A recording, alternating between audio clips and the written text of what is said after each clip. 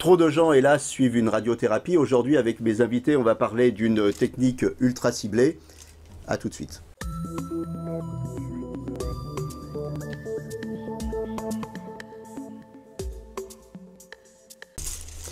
Alors, je suis avec le docteur Muriel Botti, qui est chef du département radiothérapie ORL et stéréotaxie au centre de cancérologie Paris-Nord. Bonjour. Bonjour. Alors, votre centre, c'est 1400 malades à peu près par an qui suivent une radiothérapie ou une curithérapie. Et je suis aussi avec Marine Hérault. Vous êtes, vous, manipulatrice en radiothérapie.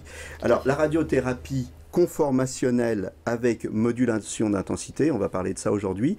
Vous allez nous expliquer un petit peu ce que ça veut dire. D'abord, conformationnel, qu'est-ce que ça veut dire ? Alors conformationnel, ça veut dire que les rayonnements qu'on va délivrer vont se conformer au volume cible, c'est-à-dire qu'ils vont épouser véritablement la forme de la zone à traiter afin de mieux épargner les organes sains à proximité. Et donc avec modulation d'intensité. Alors modulation d'intensité, ça veut dire qu'au sein du faisceau de rayonnement, on fait varier l'intensité de ce faisceau, alors qu'auparavant, dans les techniques plus anciennes, le faisceau était homogène. Là, on fait varier l'intensité, ce qui nous permet de véritablement sculpter la dose pour, une fois de plus, mieux la conformer au volume et mieux épargner les tissus sains à côté. Donc globalement, ce que vous nous dites, c'est qu'une tumeur, ça a une forme, oui. Hein, c'est ça. Oui. Et donc on va moduler la forme du faisceau, on va faire en sorte qu'elle soit très précise et qu'en fonction de la forme et de la zone à traiter, là par contre on va mettre des doses peut-être plus importantes, non ? Oui, c'est exactement ça. En fait, les formes des tumeurs ne sont pas arrondies comme on le souhaiterait. Elles peuvent être convexes, avec des aspérités, etc. Et donc ça, c'était une vraie difficulté avant. On arrivait à créer des isodoses qui englobaient la tumeur avec une forme arrondie. Donc en fait, tous les organes sains qui étaient à proximité recevaient aussi de la dose, ce qui entraînait des toxicités à la fois aiguës et des séquelles un peu définitives. Et là, on peut véritablement sculpter, donc vraiment rendre les doses concaves et épargner les organes qui sont à proximité directe de la tumeur. On va voir ensuite comment ça marche avec le masque que je portais au début. Mais d'abord, pour quel type de cancer vous êtes au service ORL, mais je suppose que ce n'est pas que les cancers ORL qu'on traite avec oui, cette technique. Il y a plusieurs types de cancers qui peuvent bénéficier de cette technique. Alors au départ, ça a été développé à l'Institut de cancérologie Paris-Nord pour les cancers prostatiques, puisque la prostate est à proximité directe du rectum et c'est un organe qu'il faut véritablement épargner, parce que ça peut être source de toxicité à long terme. Donc c'est la première localisation qui a bénéficié de la RCMI, radiothérapie conformationnelle avec modulation d'intensité. RCMI, c'est plus court. Ensuite, il y a aussi les cancers gynécologiques et digestifs, comme le canal anal ou le canal du pancréas. Les cancers gynécologiques, c'est le cancer de l'endomètre et le cancer du col, parce que là, la RCMI va permettre d'épargner l'intestin grêle. L'intestin grêle, c'est un organe très sensible au rayonnement. Ça peut entraîner une toxicité tardive qui est le grêle radique, avec des problèmes de diarrhée qui peut être très invalidante pour les patients. Et grâce à la RCMI, on épargne mieux l'intestin grêle et donc il y a moins de toxicité. Donc en fait, l'indication de la RCMI, si je comprends bien, c'est à chaque fois qu'on a besoin de traiter très précisément et qu'on a besoin d'épargner des organes autour. Voilà, ça exactement. Ça, c'est les indications préférentielles de la RCMI. Il peut y avoir des types de cancers où, avec les techniques classiques, on arrive à bien traiter et à bien épargner les organes sains. Mais pour plein de localisations, ce n'était pas le cas. Et donc la RCMI, ça a vraiment été un gain très important pour les patients. Alors, il y a 50% des malades qui sont traités dans votre centre par RCMI. Oui. Pourquoi que 50%? Alors parce que c'est quand même une technique qui est extrêmement complexe à mettre en œuvre, à la fois pour le patient et pour les équipes. C'est aussi une technique qui est coûteuse en termes de coût pour la santé. Donc si on estime que le patient ne va pas bénéficier de cette technique, on ne la met pas en place inutilement. Qu'est-ce qui fait qu'on estime qu'il va bénéficier ou pas de cette technique? Parce que ça a été prouvé par différentes études qu'il y avait un gain, par exemple pour la prostate, pour le canal anal, pour les cancers ORL. Mais par exemple pour traiter des métastases, quand il y a des patients ont des douleurs, qu'on traite une métastase au niveau vertébral, au niveau du fémur, etc., on n'a pas montré que cette technique avait un intérêt particulier parce que là, il n'y a pas de forme complexe, il n'y a pas d'organes sains véritablement à proximité. D'accord, donc la technique, c'est quand il y a une forme complexe. Voilà, et qu'il y a des organes... Forme complexe de organes à épargner autour. Exactement. c'est ça. Exactement. Alors, vous faites aussi dans votre centre de la curithérapie, vous parliez de la prostate. La RCMI, c'est mieux que la curithérapie pour la prostate ou c'est tout simplement autre chose? C'est tout simplement autre chose et c'est pas exactement pour les mêmes indications. Donc c'est la curithérapie de prostate. Alors moi je traite pas de cancer prostatique, mais donc c'est vraiment pour des cancers très localisés. La RCMI ça va être pour des volumes plus importants, plus complexes. On va revenir à votre spécialité, l'ORL. Ouais. C'est quoi les bénéfices en fait des patients qui ont des cancers ORL à passer par la RCMI? Alors il y a deux types de bénéfices. Il y a un bénéfice déjà sur la tumeur parce que ça va permettre, comme on épargne mieux les organes sains, d'augmenter la dose et de mieux couvrir le volume à traiter. Donc le bénéfice c'est déjà qu'on va mieux contrôler la tumeur, hein, donc moins de récidive, plus de guérison. Et le deuxième bénéfice c'est sur les organes à risque puisqu'ils sont mieux épargnés par cette technique. Donc il y a moins de toxicité tardive des traitements. Et en ORL, exemple c'est les glandes salivaires. Voilà, sur la sphère ORL, il y a plein d'organes à risque. Hein, donc, par exemple, il y a les glandes salivaires où les patients avaient une sécheresse buccale très importante. On épargne mieux la moelle épinière parce qu'il y a aussi des risques de myélite radique à long terme qui entraînent des paraplégies. Donc ça, c'était vraiment une toxicité essentielle à éviter. Donc ça, on épargne mieux la moelle épinière aussi, mais aussi les voies optiques. Quand on traite par exemple des cancers du cavum qui sont à proximité des voies optiques, eh ben, on les épargne mieux. Donc pas de risque de cécité, etc. On épargne mieux aussi au niveau de l'oreille interne, moins de risque de surdité. Vous parliez des cordes vocales, on épargne, c'est vrai, mieux le plan glottique, le larynx. On épargne mieux aussi les muscles de la déglutition, donc les patients ont moins de séquelles pour l'alimentation ensuite. Donc c'est vraiment, voilà, ça a vraiment été prouvé pour les glandes salivaires et la moelle, mais on est en train de montrer qu'il y a plein de bénéfices sur tous les organes de la sphère ORL. Oui. Alors d'une manière très superficielle, les malades, ce qu'ils disent souvent quand ils ont une radiothérapie, ça brûle, ça fait mal. Ouais. Alors la RCMI, c'est mieux à ce niveau-là pour le confort des malades? En termes de toxicité aiguë, il n'y a pas véritablement de bénéfice. C'est vraiment pour les toxicités tardives.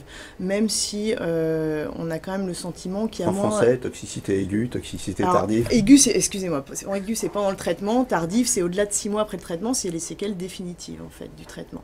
Toxicité aiguë, c'est vraiment pendant la radiothérapie. C'est vrai que les difficultés pour les patients pendant la radiothérapie ORL, c'est qu'ils ont une épithélite, c'est-à-dire la peau qui rougit comme un gros coup de soleil, et une mucite, c'est-à-dire une irritation de la muqueuse buccale. Et donc ça, c'est douloureux pour l'alimentation, et c'est ce qui les gêne le plus. Ça, on n'a pas véritablement de gain sur la toxicité aiguë. C'est vraiment sur les toxicités tardives. Alors, pendant que je vous ai sous la main, on va faire une petite explication de texte. Hein. Ouais. On a parlé de curithérapie vite fait tout à l'heure. Alors, qu'est-ce que c'est la curithérapie? Alors, la curithérapie, c'est quand on traite directement au contact de la tumeur, alors que la radiothérapie, c'est la radiothérapie externe, c'est avec une machine, un accélérateur linéaire, qui envoie un faisceau de rayonnement qui traverse le corps. La curithérapie, on va au contact directement de la zone à traiter. Avec une... Alors, pour la curithérapie prostatique, on met directement des petits grains radioactifs dans la prostate. Qui sont censés tuer la tumeur, hein, voilà, c'est ça? Qui vont directement tuer les cellules tumorales au sein de la prostate. Il y a aussi ce qu'on fait au centre, à l'Institut de cancérologie Paris-Nord, c'est la curithérapie aussi des fonds vaginaux pour les cancers gynécologiques. Là, on met un applicateur dans le vagin qui va traiter la cicatrice du fond du vagin. D'accord. Et alors, dans votre service, vous faites aussi de la stéréotaxie. Oui. Alors, finalement, vous faites que des mots imprononçables voilà, dans votre service. Que des mots compliqués. La stéréotaxie, alors c'est une technique qui est encore plus récente que la RCMI, qui n'est pas du tout pour les mêmes indications. La stéréotaxie, c'est une technique de haute précision qui permet de traiter en très peu de séances avec des doses très élevées, des lésions de petits volumes. Alors que la RCMI s'applique à des lésions de grand volume dans le cadre de l'ORL. Là, c'est vraiment pour traiter des petites lésions, donc notamment... Par exemple, le cancer du sein, on fait, c'est interventionnel la stéréotaxie, c'est ça? C'est-à-dire que... Alors, c'est pas utilisé pour le cancer du sein véritablement, c'est utilisé surtout pour les métastases. En fait, quand les patients ont juste peu de métastases, on parle des patients oligométastatiques, qui ont moins de 5 métastases. Là, on va traiter en stéréotaxie, donc ça permet de traiter en peu de séances à haute dose et ça détruit les métastases. Donc on a montré qu'on pouvait obtenir des rémissions prolongées et aussi des guérisons. Donc beaucoup de choses, beaucoup de progrès. Ouais. Alors on va revenir à notre sujet, la RCMI. C'est un peu, je me tourne vers vous Marine parce que vous êtes manipulatrice, oui. C'est très efficace, on l'a vu, hein, il y a des bénéfices, hein, le ciblage, augmenter les doses, ne pas toucher les organes sains. mais c'est un peu compliqué à mettre en œuvre. Alors notamment, il y a ce masque que je portais en début d'émission. Alors, comment on le fabrique? 2, à quoi ça sert? Alors, donc c'est une étape qui se fait au scanner. Donc c'est un scanner dosimétrique. C'est pas un scanner diagnostique, parce qu'on sait que le patient vient, le pronostic est déjà établi. On scanne le patient pour le modéliser. Exactement. En fait, c'est à partir du scanner que vont être mis en place les faisceaux du traitement. Donc nous, ce qu'on fait, c'est qu'on positionne le patient sur notre table de traitement. Il est allongé sur le dos et sa nuque repose sur une cale. Donc il y a plusieurs cales, c'est des contentions personnalisées, donc il faut vraiment faire attention, prendre son temps parce que c'est un traitement très précis. Donc adapter la meilleure cale à la morphologie du patient. Et ensuite nous confectionnons en fait un masque. Donc au début il est rigide, bon maintenant il est rigide, nous le trempons dans l'eau et après donc il va se ramollir et nous l'appliquons au visage du patient ainsi que les épaules. Voilà. Okay, donc, il va durcir. L'utilité de ce masque, une fois que le patient sera allongé, on clip le masque, et ce qui fait que le malade ne bougera pas du tout. Vous voyez, et bien sûr, on ne veut pas qu'il bouge puisque le traitement il doit être ultra ciblé. Donc si le malade bouge, ça ne va pas le faire. Il faut vraiment qu'on ait une précision de bout en bout de la chaîne, c'est-à-dire depuis la confection du masque et du scanner dosimétrique sur lequel tout va reposer pour la préparation du traitement jusqu'à la dernière séance. Alors comment on adapte le masque? En fait, il est fait pour que le patient ne bouge pas. Et comment vous la repérez, la tumeur? Là, c'est la radiologie. Alors, on repère grâce au scanner dosimétrique, on prend tous les examens diagnostiques, les IRM, les TEP scans, on fusionne tout ça pour être le plus précis possible sur la définition de la zone à traiter. On est à moins de 3 mm. Moins de 3 mm. Ouais, on est vraiment sur des précisions millimétriques.